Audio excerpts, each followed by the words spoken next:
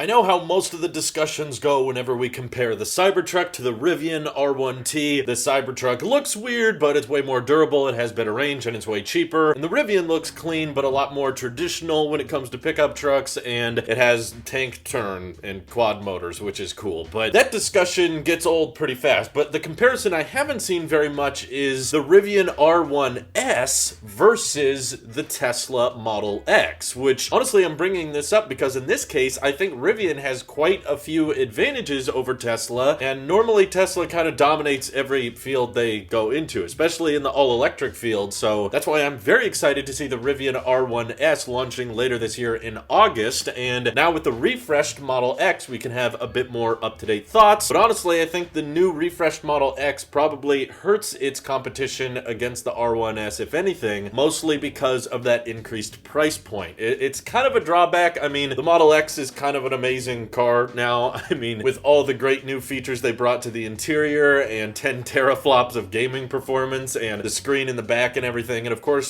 still rocking those amazing Falcon doors. But the Model X now starts at $90,000. Yeah, there's not really a cheaper version unless you're willing to go used or existing inventory, but those are going to be more dated designs now. So yeah, it's a pretty high price point to start your all-electric SUV. And the reason, by the way, I'm comparing the R1S to the Model X and not the Model Y is because one of the primary key advantages the R1S offers is a 7-seat interior, and I do mean a full adult 7-seat interior, okay? You actually have like working headrests in the R1S and probably a decent amount of legroom, whereas the 7-seater Model Y, I know it could technically work, but it doesn't feel like it's in the same realm or category as the R1S because the price is very different and the interiors feel like they're aiming for different directions, and the Model Y 7-seater is more of like a, yeah, you can put kids in the back, but I think for more long-term plans, if you have a big family and a lot of people that are growing up and not going to be under 5'7", and you need all of that space to move around more people, and it doesn't have to be family, it could just be a group of friends that want a full-size SUV, the Rivian R1S is probably going to be a lot better for that demographic compared to trying to stuff your friends into the child seats in the third row of the Model Y. That's also a great advantage of the Model X as well. It's bigger than the Model Y and can comfortably sit larger sized people in that third row, but it is going to cost you extra with the Model X. The 7-seat interior on the Model X is an additional $3,500 on top of the 90 grand, and that's something that I wanted to applaud Rivian for here is the R1S lets you choose between a 5-seater or a 7-seater with no price hike. Yeah, so there's no additional charge for having extra seats in the back. And the adventure package of the Rivian R1S starts at $77,500, and they even qualify for the federal tax credit. That's before gas savings and tax credits are included. So unfortunately at this time, Tesla does not qualify for the federal tax credit of $7,500, but once you apply that, Rivian R1S starts to look more like $70,000, so $20,000 cheaper, and the 7-seater option is included at no extra charge, and the range on this model is also going to be north of 300 miles. We don't have a precise EPA range yet, but the Model X range starts at 360 miles. And I say starts, but that's really as far as it's going to get because the performance Model X, which has now been rebranded to the Plaid Model X, starts at $120,000. So it's a pretty drastic jump to go to performance, and that range actually goes down to 340 miles. So 360 is about as good as the new Model X can get you. And design is all personal preference. I mean, I think both cars look somewhat approachable. You know, neither the Model X or the R1S are very Cybertruck or Aptera-like. They're not like drastically different looking vehicles. They look somewhat traditional. The R1S looks more like a typical SUV, maybe with a more futuristic headlight approach. And the Model X probably looks more like a bubble. You know, it looks more like a crossover, but once you see one in person, you start to understand the sheer size of it. It's a bit bigger than it looks in the images. But a few advantages the Rivian might have over the Model X may come down to practicality because you can tow over 7,500 pounds with the Rivian R1S, which towing has always been kind of a weak point for electric vehicles, and it definitely hurts your range, but the Rivian is capable of towing a lot larger capacity than the Model X is, which taps out at around 5,000 pounds. Makes sense as they're pitching this thing as an adventure vehicle, and it also has a quad motor setup, which allows for cool features like tank turn, which may not be as super practical, but Model X is rocking a dual motor setup, which is still pretty dang fast. You can apparently do 0 to 60 in 3.8 seconds, on the long-range Model X. But the Rivian R1S, keep in mind still cheaper, can go a little bit quicker than that with 0 to 60 in 3 seconds. And even some similarities on the interior front are now both the Model X and R1S. They have driver displays behind the steering wheel or yoke. They have a landscape-centered touchscreen, which I'm gonna guess the Tesla might have some more entertainment features when it comes to Tesla Theater and arcade and that kind of thing, but you'll still be able to browse the web and look at navigation through the R1S screen as well. Rivian also claims they plan on providing software updates in time, so features will get better and new capabilities of that display will improve. But the Model X is probably still going to win here when it comes to autonomy, so full self-driving capability and autopilot and that type of thing. Tesla is still promising people that one day that full self-driving package will enable vehicles like the Model X to drive itself completely, but that is a $10,000 software package right now, and price is already kind of the weaker points of the Model X, and Rivian does have some autonomous driving capabilities, and right now it seems more like level 2, so just kind of lane keep and adaptive cruise control, but they don't really seem to at this point be too passionate or promising anything about one day letting the vehicle drive itself. They do kind of have a Tesla approach of saying, yeah, we're going to put radar, camera, except Rivian actually has LiDAR on their vehicles. They're going to collect data from their vehicles when they're being used in level 2 autonomous driving mode, and then send that data back to their headquarters, train their neural net, and hopefully improve autonomous driving in time. But Rivian, at least at this point, only has one working vehicle on the road because their electric delivery van is apparently in operation for Amazon right now. But as far as I can tell, there's only one. So I do mean van. You know, there's singular. They plan on mass producing more of those electric vans later in the year, but they don't have a lot of road data compared to Tesla right now. So my guess is that if you're trying to buy the car that's going to grant you access to level 5 autonomy, the Tesla is most likely going to achieve that first. And the other advantage of the Model X is, of course, the supercharging network, being able to plug in all kinds of destinations and the car automatically routes you and preconditions the battery as you're getting closer to superchargers, and you have very fast peak charge rates of 250 kilowatts with the Model X. Rivians apparently are not going to charge exactly that fast, but they'll probably charge at around 150 to 175 kilowatts for a longer period of time, whereas Model X might support 250 kilowatts. It won't stay there very long. We don't know the exact EPA estimated range of the R1S. My prediction is that it's going to end up being around 320 or 330, so EPA-wise, I still think the Model X is going to have a better range, but you are surely paying for it. And if your main driving force when buying your next SUV is, I want to be able to sit,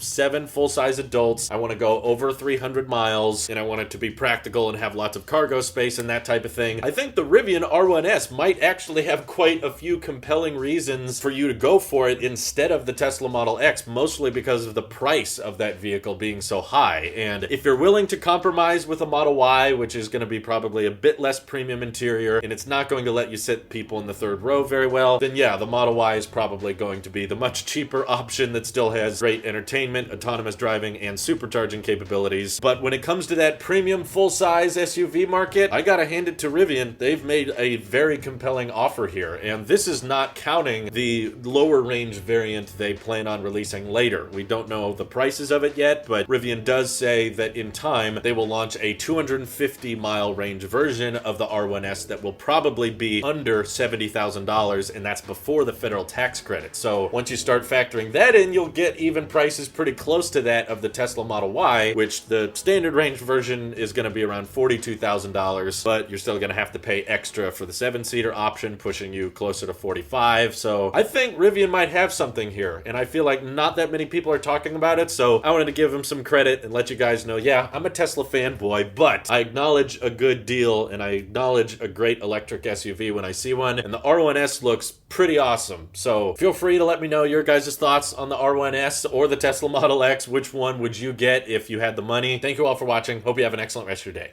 Take care.